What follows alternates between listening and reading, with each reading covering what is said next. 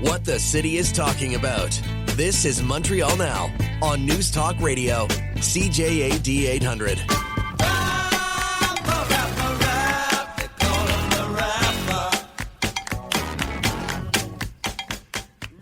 All right, James Mennie's here for the Montreal Gazette. I'm Matt Gilmore, filling in for Aaron alongside Robin Flynn. Jim, the first Liberal leadership debate was last night, another one tonight. It can safely be predicted that Mark Carney will do better tonight than he did yesterday. Oh, I think you can take that to the bank, Matt. It was really interesting watching that entire exercise last night because, as we had said, nobody was going to get nasty at anybody else. They're all on the same team. It's just a matter of trying to appeal to the rank and file, to the membership.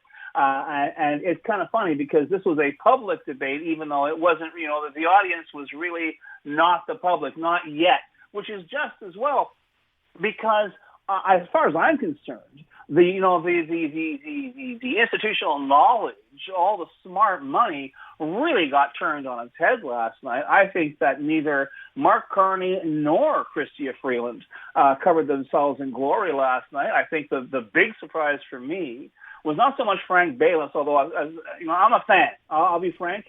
Full disclosure, I'm a fan of Frank Bayless. I thought he held himself up very, very well. And no, not just because of his linguistic skills. I think he handled himself very, very well on that day. But Karina Gould, the pride of Burlington, Ontario, ROC Anglo, obviously a result of French immersion, parlez-vous like 20 to the dozen. And it was a huge difference. And it was clear to the audience that there was a huge gap, certainly between Mark Carney and all the others. And in fact, I felt for Mark Carney because, I'm a Quebec Anglo, and I only learned how to speak French when I was like maybe 18. I became fluent by the time I was maybe 20, 21. But when you're going through that process, it's like when you take up running, right? You hit the wall, and then you try and push the wall a little further so you can keep running even further and further. At 9:17 last night, linguistically speaking, Mark Carney hit the wall. His brain turned around, told him, sorry, boss, no more simultaneous translation. You're going to be on your own here looking for words. And, of course, the front runner, the smart money, the guy who's supposed to win the election, win the leadership, win the election, literally sounded like he didn't know what he was talking about simply because he could not master the language. And I'm sorry, we can talk about how the political landscape has changed, how the priorities have changed. I don't think you can get away with that in Canada. Never mind Quebec, but I don't think you can get away with that in Canada. Even in 2025, we can but hope. And I was listening to you talk to Carlton Pill before, and he's 1,000% right. If his French doesn't improve, Yves-François Blanchet of the Bloc, and not to mention Pierre Poilievre, presuming that Carney wins the leadership, they will make mincemeat of that guy in a French debate, and that will count. They say, the conventional wisdom is you want to win a government, you have to win Ontario. You want to win a majority, you have to win Quebec. And the guy that I saw last night didn't look like he was going to come close to winning Quebec. Do you think it really matters, though, Jim? Because, we saw that Leger poll that came out yesterday that, Quebec for support for sovereignty in Quebec is down. Canadian pride is up in Quebec. Do you think that maybe linguistic issues will take a bit of a backseat in the next federal election? I think, I think that sovereignty issues, identity issues, but, it's the same thing. If I've lived in Quebec all my life.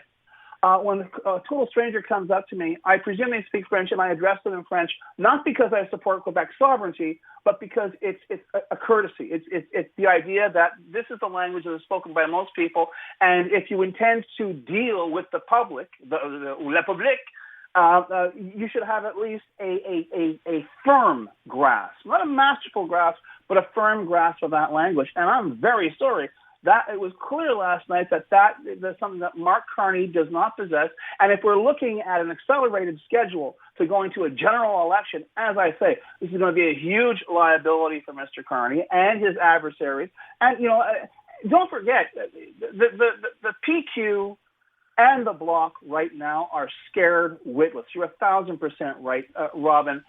Sovereignty, all the usual boogeymen that have been, picked up and shaken by generations of separatists are now so threadbare that people don't even notice them.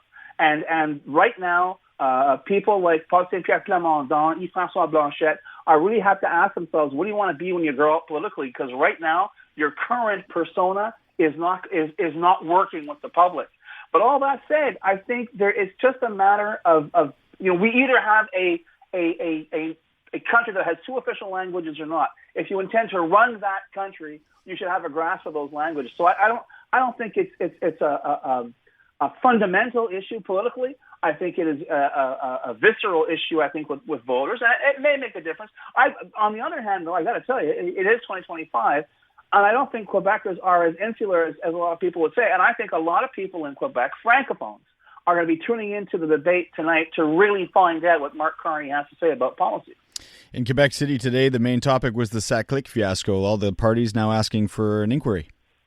Blood's in the water, Matt, and I got to tell you, as I just mentioned, the PQ and the Bloc are looking for a diversion. The Liberals see a huge opportunity here, if only because this really is shaping up to be, I wouldn't say, the biggest scandal in Quebec history, as Paul Saint-Pierre-Plamondon seems to suggest today. But, and in fact, the fact it's only 40% over budget, a few $100 million in Quebec, that's chump change when it comes, that's change between the seat cushions when it comes to Quebec project. But the fact is, there's a suggestion here that the people who were doing this were less than forthcoming.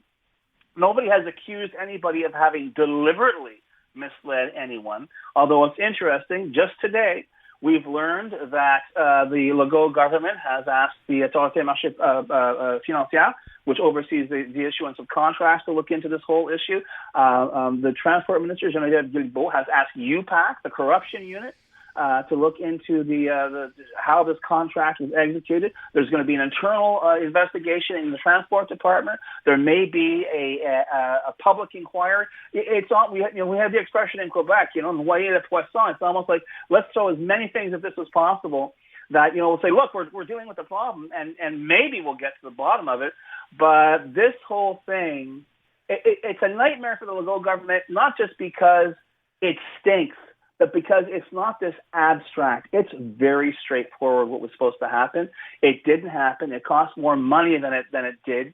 A lot of people, for tens of thousands of Quebecers, this story is perfectly real because they're the ones who got stuck in lineups because Saclic didn't work. So there's a huge public interest there. So I'd say at the moment, the people with the most to gain from this are the provincial Liberals, even though they're still going through the torturous process of choosing a leader. But the fact is, this is a marvelous drum to keep beating over the next few months, over the apparently interminable year we're still stuck with the CAQ government. But we'll see who's going to profit from this. But I can, inspired guess, fearless prediction. Certainly, it won't be the CAQ. I don't. Between double crossing Quebec City on the third link and this fiasco, I'm really not sure the CAQ is still going to be around in time for the next election. Ooh, them's fighting words. James Mennie, reporter, columnist, and editor at the Montreal Gazette. Talk to you tomorrow. Matt.